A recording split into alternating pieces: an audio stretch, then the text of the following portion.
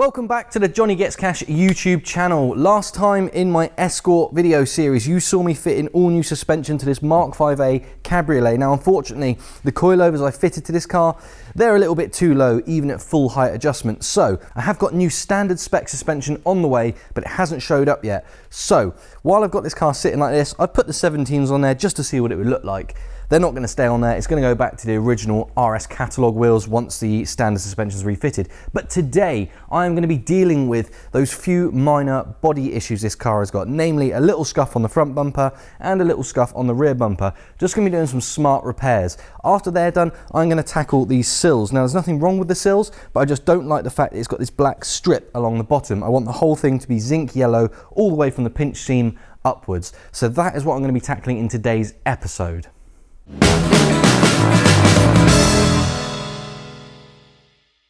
Okay, so whilst he's sitting here looking low and a bit modified, as I said, it's not going to stay like that. I just want to deal with these little bits and pieces. Namely, we've got a scuff on the front bumper here. We've also got a few minor stone chips, which I'll deal with at the same time. I've noticed this tow hook, obviously that was yellow when it was sprayed from the factory. It's gone black since. It's been rubbed. That's going to go back to black, so no obvious spots on that. Around the back of the car, another little wound I've got to deal with is on the corner of the rear bumper. Not an issue, smart repair will sort that, but that's what I'm going to tackle. If you remember last time when I did a minor rust repair to the bottom of this wing, nothing serious, but I painted all the way down the sill, all the way to the pinch seam. I'm going to be replicating that all the way across both sills.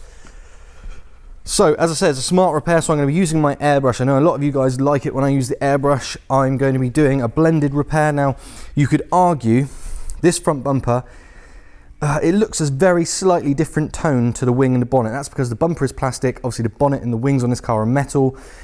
Over the years, UV rays can affect metal parts and plastic parts differently. Hence, a plastic bumper will look slightly different to a metal wing, even though they're both sprayed at the same time in the same shade with the very same paint. That's just the way it goes. The paint I've got is an exact match to this zinc yellow. So what I'm hoping is when I do this repair, obviously it'll be an airbrush blended repair. I'm hoping that it won't look too out of place because this bumper is ever so slightly a different tone of yellow. If it does look rubbish, what I think I'm going to have to do is respray the top bib of this front bumper, so it'll be exactly the same shade as the wing and the bonnet, and it'll be less obvious that this area below the black strip is a slightly different shade, because here you can see the two yellow tones next to each other, so it's an obvious difference. Here, if that colour was next to a black strip which had this colour below it, it wouldn't be so obvious because it's broken up by this line. So I'm hoping I won't have to do that. I'm hoping I can do a smart enough blend that the slight tonal difference won't be obvious. If it is obvious, of course I'm going to have to go down the route of repainting the top bib, just because I can't have it looking like a poor job. Anyway, that is the plan. I'm going to crack on with that now, prep this area and prep the rear and get it all sprayed up.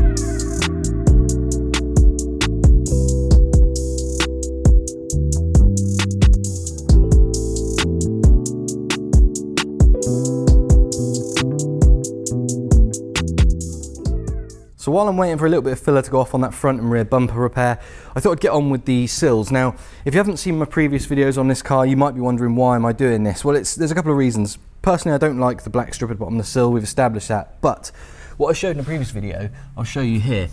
There's a little bit of rust starting on the outer sill. Now, none of that is penetrative, so it's fine.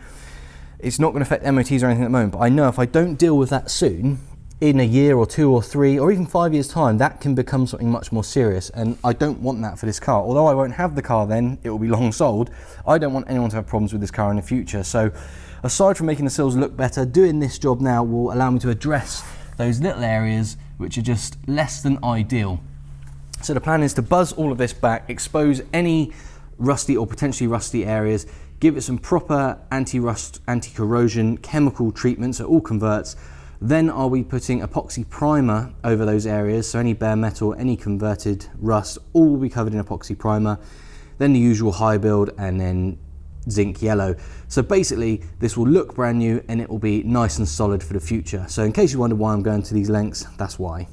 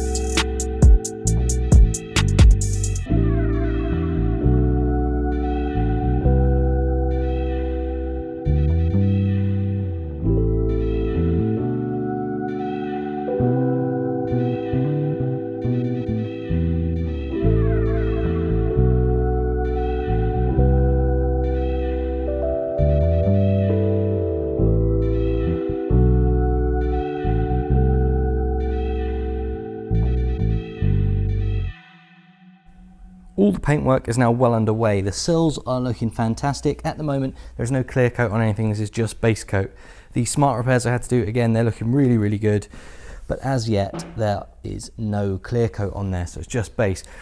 Something I did mention before was the front bumper. Now, there was a tonal difference between the wing, the bonnet, and the bumper, if you remember. And I said if that smart repair there looked obvious, then I would have to paint the whole top bib of the bumper. Well, that's what I'm doing. Basically, you may not be able to see it in the video, but this has been smart repaired. You can see the original colour of the bumper here, the smart repair, and back to the original colour here. So there is a tonal difference because, as I said before, this paint I've had mixed is an exact match to the standard zinc yellow. Now, obviously the plastic bumper has aged differently than the wings, so that's why that is darker than the bumper. So the plan is to repaint the top bib of this front bumper all the way around, and it will go down to this, was covered with this black line, just like on the back bumper there's a black plastic line around the front bumper. The paint colour is going to go to that black line, and it'll be less obvious that there's a slight tonal difference between the top of this and the lower part of the bumper. Now, you could also argue that the lower part of the front bumper probably hasn't been as UV affected because it's not as in direct sunlight as the top of the bumper would be. How true that is, I'm not sure, but I'm pretty sure this is the way to go. Repaint this top bib just down to that line, and it'll make everything look a lot better. So it'll match the wings perfectly, and it'll the eye won't pick it up on the lower part of the bumper. So that's what I'm going to do now. Get this repainted, and then that is the last bit of base I need to do before I can start laying down some clear coat.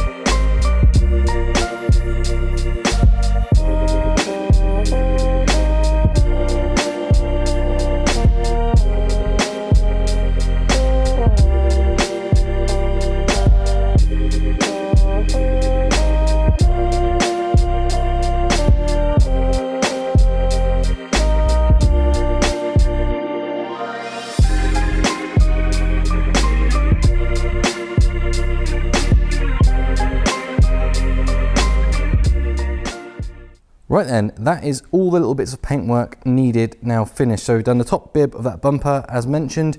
I've done both sills, I'll show you those shortly, and I've done the little repairs. So let's start around the back and show you the repair on the rear bumper. If you remember, there was a scuff here which went from the paint through this little strip into the paint below. That has all been repaired, and even if I do say so myself, that one is an invisible repair, so very, very pleased with that one. The other repair was on the front bumper. If you remember, there was a scuff on this corner, which, having repaired it, made me realise that the paint difference between the yellow bumper and the metal wing was a bit much.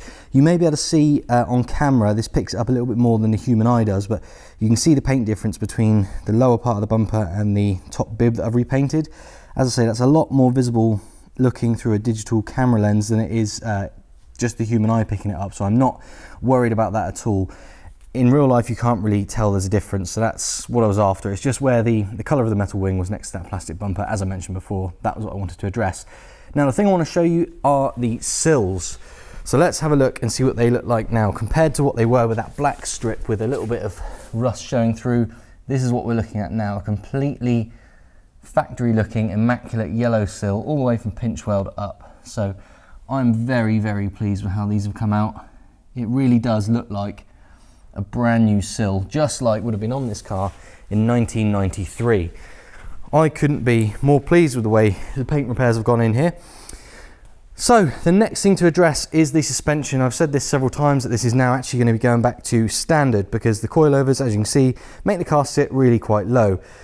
It's a cool look in some ways, but possibly not for this car. So anyway, it's taken me a little while, but I've managed to track down this. This is a set of new but original suspension for this car. So we've got new shocks, new springs. So what I need to do now is remove the coilover set from the car, change the top mounts across that original suspension and get all that refitted. Then I can put the original RS catalogue wheels back on this, and then externally this car will be finished and we can look at the mechanical bits and pieces.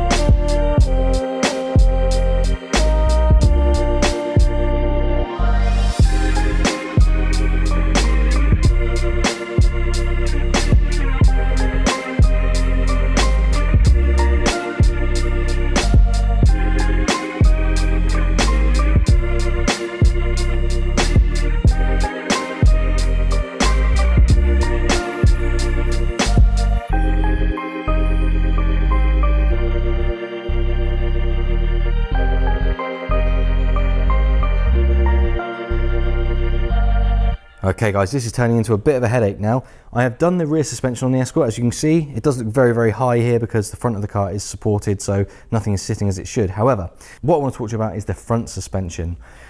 As you know, I ordered all the suspension bits apart from the front springs because my usual supplier couldn't get hold of those. So I went out and found a separate supplier who could give me the springs I need for this car, a Mark 5A Cabriolet.